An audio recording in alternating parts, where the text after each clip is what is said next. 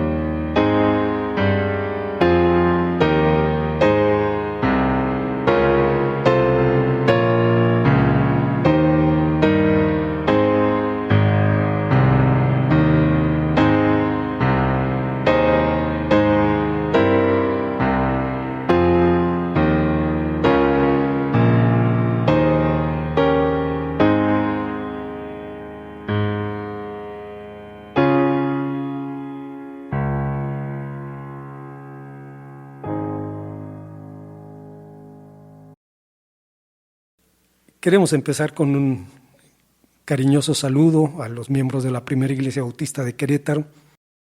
Los extrañamos, pero sabemos que el Señor nos permitirá regresar y congregarnos y gozarnos una vez más en su nombre. Evangelio según San Marcos, capítulo 16, versículo 1.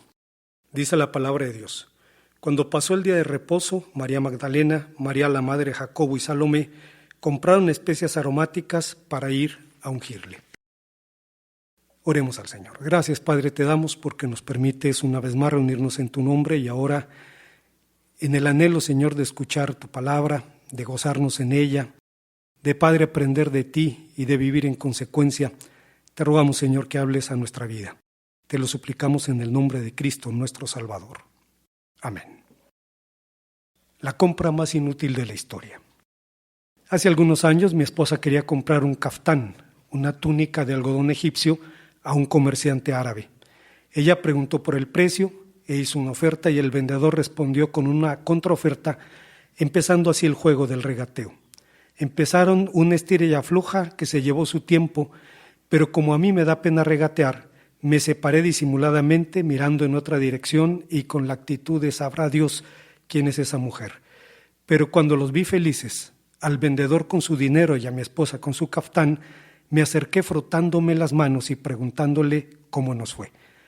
La primera operación comercial registrada en la Biblia fue la compra de una cueva. Abraham la adquirió para sepultar a Sara, su mujer, según el libro de Génesis capítulo 23. Inicialmente el dueño ofreció regalar la propiedad a Abraham, pero se trataba de un truco comercial. Lo que el vendedor pretendía era recibir a cambio un presente que superara el valor de la propiedad o, en su defecto, evitar una rebaja en el precio de la misma. Esto se hizo evidente cuando, de forma casual, el hombre filtró el precio.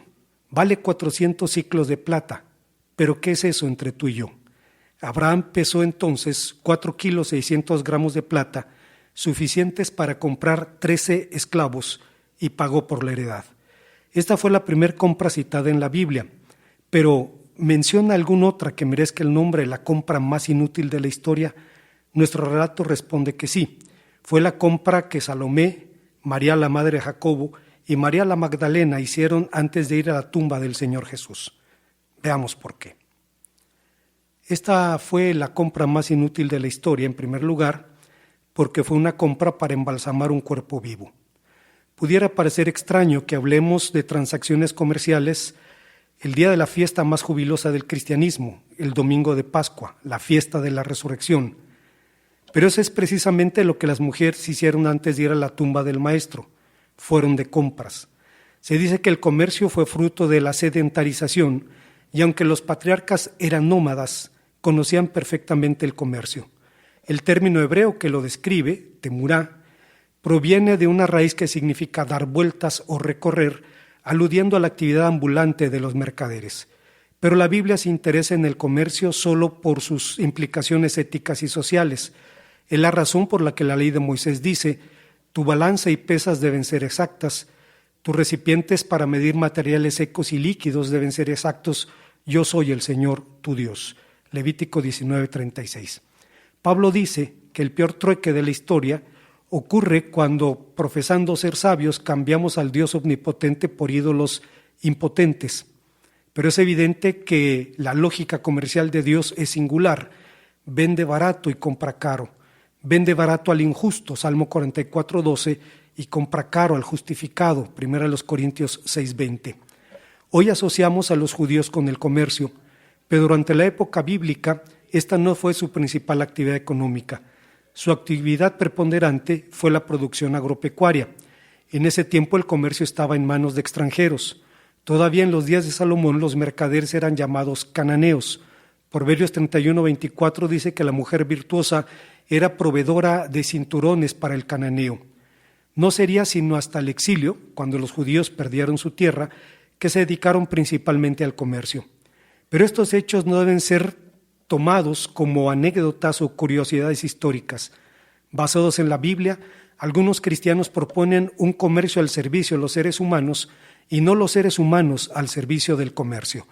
El profesor Christoph Stuckelberg dice: Según la Biblia, los criterios que deben regir la actividad económica y en particular el comercio de bienes y servicios son la justicia, la opción por los pobres, el pago justo, las relaciones transparentes, el rechazo a la explotación, el respeto a la vida, garantizando el cuidado de las viudas, de los niños y de los extranjeros. Pero volviendo a nuestro texto, las mujeres del relato tenían arduas tareas por delante. Primero, remover la piedra que cerraba la puerta del sepulcro. Luego, retirar el sello romano y a la guardia que lo custodiaba.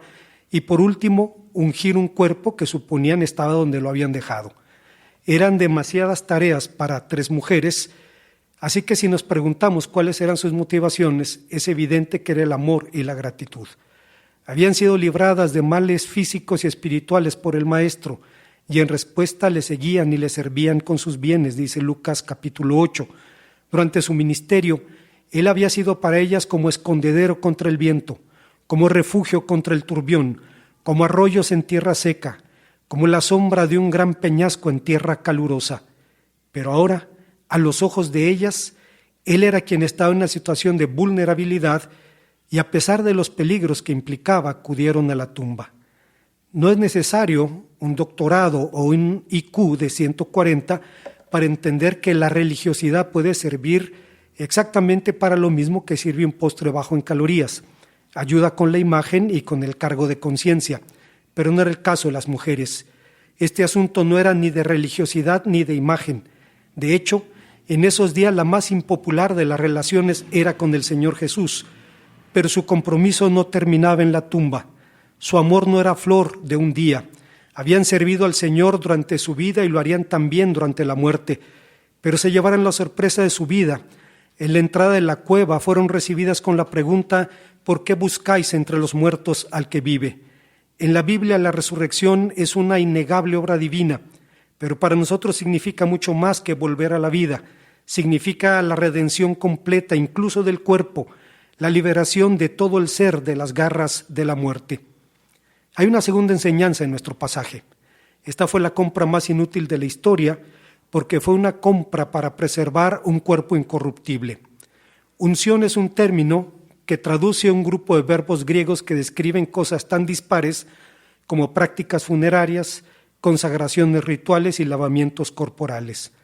De forma muy general se puede decir que es un procedimiento que consiste en frotar o untar a una persona o cosa, generalmente con aceite, con el propósito de sanarla, consagrarla o embalsamarla. En este caso se trataba de la preparación de un cuerpo para la sepultura. Curiosamente, embalsamar significa perfumar. Ungir con bálsamo describe la aplicación de compuestos oleosos y aromáticos en un cadáver. Aunque los judíos no practicaban la momificación como los egipcios, ungían a sus muertos y los envolvían con lienzos de lino antes de depositarlos en la tumba. A decir del Evangelio según San Juan, cuando el Señor Jesús murió, Nicodemo y José de Arimatea bajaron su cuerpo de la cruz para embalsamarlo y sepultarlo antes del inicio del Shabbat, pero lo hicieron con tal premura que se hizo necesario una unción posterior.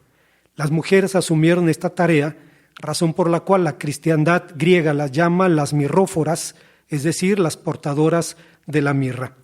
Sin embargo, con toda la nobleza de su corazón y con todo el mérito de sus acciones, sus esfuerzos eran en vano. El Señor de la gloria no se iba a corromper en la tumba. 1000 años antes David había dicho en el libro de los Salmos: no dejarás que tu santo vea corrupción, hecho que el apóstol San Pedro señaló puntualmente en su primer discurso, cuando en el libro de los Hechos capítulo 2 dijo: queridos hermanos, piensen en esto, pueden estar seguros de que el patriarca David no hablaba de sí mismo, porque él murió y fue enterrado, y su tumba está todavía entre nosotros. Pero él era profeta, y sabía que Dios había jurado que uno de sus descendientes se sentaría en su trono. David estaba mirando hacia el futuro y hablaba de la resurrección del Mesías. Él decía que Dios no lo dejaría entre los muertos ni permitiría que su cuerpo se pudriera en la tumba. Obviamente todo esto tiene implicaciones para nosotros. Carlos Spurgeon, cuando comentaba este salmo, decía: esta palabra tiene su adecuado cumplimiento en el Señor Jesús, pero con una variación se aplica a todos nosotros. Nuestra alma no será dejada en estado de separación. Nuestro cuerpo, aunque vea corrupción, se levantará de nuevo. Podemos descender muy hondo en espíritu, hasta parecer que nos sumergimos en el abismo del infierno, pero no seremos dejados allí. Pudiera parecer en el corazón y en la conciencia que estamos en las puertas de la muerte, pero no podremos permanecer allí. Nuestra muerte interna en cuanto a gozo y esperanza pueden ir muy lejos, pero no pueden continuar hasta sus últimas consecuencias, hasta alcanzar la plena corrupción de la negra desesperación. Podemos descender muy bajo, pero no más bajo de lo que el Señor permita. Podemos detenernos en el más profundo calabozo de la duda por un tiempo, pero no permaneceremos allí. La estrella de la esperanza sigue todavía en el cielo cuando la noche es más negra. El Señor no nos olvidará, ni nos entregará al enemigo. Descansemos en la esperanza. Tratamos con uno cuya misericordia permanece para siempre. Ciertamente de la muerte y la oscuridad y la desesperación nos hemos de levantar a la vida, a la luz y a la libertad. Pero ¿qué significa esta certidumbre justo en un tiempo como este? Pues justo en un día como hoy, un domingo de Pascua, el doctor Martin Lloyd-Jones dijo a su congregación: esta mañana, al echar una mirada a este mundo malo y pecador, no me deprimo, porque no espero nada mejor de él. Cualquier cosa que pudiera estar contra mí, cualquier cosa que pudiera estar ocurriendo en mi propio cuerpo, es lo que debo esperar a causa del pecado. Pero aunque muera, resucitaré de nuevo. Le veré cara a cara, le veré como Él es, y seré como Él, igual en un cuerpo glorificado con todo poder renovado. Y estaré viviendo en un reino que es incorruptible, inmaculado, un reino que nunca se desvanecerá. Hay una tercera y última enseñanza en este pasaje. Esta fue la compra más inútil de la historia, porque fue una compra para honrar al Señor de la gloria. Todos los pueblos tienen lo que podemos llamar honras fúnebres. A lo largo de la historia ha habido quienes preservan los cuerpos de sus difuntos, quienes los inhuman, quienes los creman y quienes los comen. Los rituales varían, pero el propósito último no. Se busca mantener la presencia del que se fue. Y en esta búsqueda, solo la capacidad de imaginación es el límite. David Williamson, un capellán británico, ofrece a sus feligreses funerales en vida. El reverendo Williamson dice: llevo 30 años sirviendo a la iglesia anglicana y he oficiado funerales durante todo este tiempo. Siempre me ha sorprendido los tributos que los amigos y familiares dan a la persona que muere, y a menudo les pregunto: ¿le dijeron esto cuando estaba vivo? Y frecuentemente la respuesta es no. La actriz y cantante japonesa Mizuno Takiko realizó el primer seisenzo, el primer funeral en vida en su país, ceremonia que fue transmitida por la televisión e impactó profundamente a la nación. Lo interesante es que el funeral se celebró en 1993, cuando Takiko tenía 78 años, pero ella murió en 2009, cuando tenía 94. Puede parecer algo fúnebre, pero al menos en teoría estas ceremonias proveen una nueva perspectiva sobre la vida y permiten despedirse adecuadamente de los seres amados. Los funerales judíos brindan un respeto religioso a sus difuntos. Esta práctica se basa en el hecho que la Biblia dice que al Señor le conmueve profundamente la muerte de sus siervos, Salmo 116. Y por la misma razón los sabios de Israel dicen: si la Shejinah, si la gloria de Dios se aflige por la sangre del impío cuando es derramada, cuánto más por la sangre del justo. Con todo, pese a las buenas intenciones de Salomé y de las dos Marías, el Señor no necesitaba honras fúnebres. De hecho, había dicho en Juan 5:41, honra de los hombres no recibo, lo que significa que no buscaba ni la aprobación ni el aplauso popular. Buscaba la gloria de otro, buscaba la aprobación del Padre, pero no era indiferente a las muestras de amor. Valoraba el servicio. Dijo que cualquiera que dé un simple vaso de agua fría al último de sus seguidores tiene su recompensa. Honraba la lealtad y la devoción. Reconoció a la mujer que ofició su funeral en vida. a la mujer que lo ungió preparándolo para la sepultura. Dijo que ella será recordada donde quiera que se predique el Evangelio. Sin embargo, la mayor honra que el Señor podía recibir solo podía venir de Dios mismo. Y el apóstol San Pablo dice en una de sus más sublimes páginas cristológicas: por lo cual Dios también le exaltó hasta lo sumo, y le dio un nombre que es sobre todo nombre, para que en el nombre de Jesús se doble toda rodilla de los que están en los cielos, en la tierra y debajo de la tierra, y toda lengua confiese que Jesucristo es el Señor, para gloria de Dios Padre. La exaltación es lo opuesto a la humillación. Aquel que por las exigencias de la ley fue condenado, con su vida y con su muerte dio cumplimiento perfecto a la ley. Aquel que se hizo pobre volvió a ser rico. Aquel que fue desechado fue aceptado. Aquel que aprendió la obediencia asumió el poder y la autoridad que le fueron dados. Como rey, habiendo triunfado sobre sus enemigos mediante su muerte, resurrección y ascensión, lleva ahora las riendas del universo. Como profeta guía a los suyos a la verdad por medio de su espíritu, y como sumo sacerdote no solo intercede, sino que vive para siempre para interceder por aquellos que se acercan a Dios. Pero Pablo fue incluso más allá, cuando dijo que Dios le dio a Jesús un nombre que es sobre todo nombre. Dice que Dios le dio su propio nombre, le dio el nombre de Señor.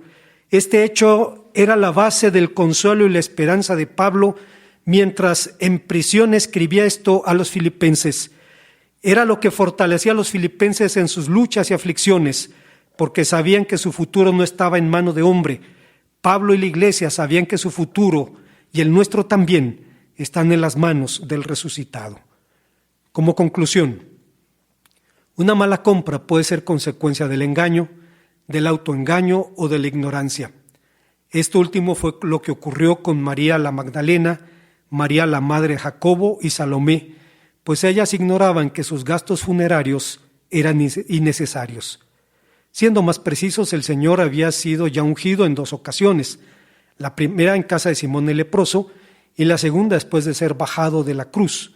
En el primer caso se invirtieron 300 denarios, el costo del perfume de nardo puro. En el segundo caso se emplearon 32 kilogramos de especies suficientes para enterrar a un rey.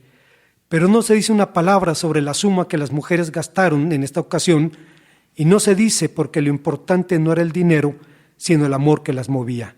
Normalmente, cuando un ser amado supera una enfermedad, la alegría por su recuperación es mayor que el dolor por el dinero gastado en su atención. Normalmente, un hombre no va a ir de funeraria en funeraria buscando el servicio más barato para enterrar a su mujer, aunque se dé un caso. De modo que esta fue la compra más inútil de la historia, no por su monto, sino por su motivo. Todos haremos alguna vez una compra que nos genere incomodidad emocional, pero sus consecuencias se limitarán a eso. La mala compra que estas mujeres hicieron no nos incomoda, no nos frustra, nos llena de gozo. Es el supremo motivo de nuestra alegría. Felizmente fue una compra inútil porque el Señor vive y porque con Él vive todo lo que enseña y promete. En síntesis, bien decía Luis Berkhoff, la creencia en la resurrección tiene consecuencias doctrinales. No podemos negar la resurrección física de Cristo sin impugnar la veracidad de los escritores de la Biblia que la presentan como un hecho. Esto afectaría nuestra fe en la confiabilidad de la Biblia. Además, la resurrección de Cristo se presenta como un hecho de valor fundamental. Fue la prueba más importante de que Cristo era el Maestro enviado por Dios y que era el verdadero Hijo de Dios. Fue también la prueba suprema de la inmortalidad y, lo que todavía es más importante, la resurrección se convierte en un elemento constitutivo del Evangelio, en una de las piedras fundamentales de la Iglesia de Dios. Si la obra expiatoria de Cristo había de ser efectiva, tenía que terminar no con la muerte, sino con la vida. Además, fue el sello de aprobación sobre la obra de Cristo, la declaración pública de su aprobación. Por último, fue la entrada triunfal de Cristo a una vida nueva como cabeza de la Iglesia y como Señor del universo. Oremos al Señor. Gracias, Padre, te damos por tu palabra. Permítenos vivir por ella. en el nombre de Cristo. Amén.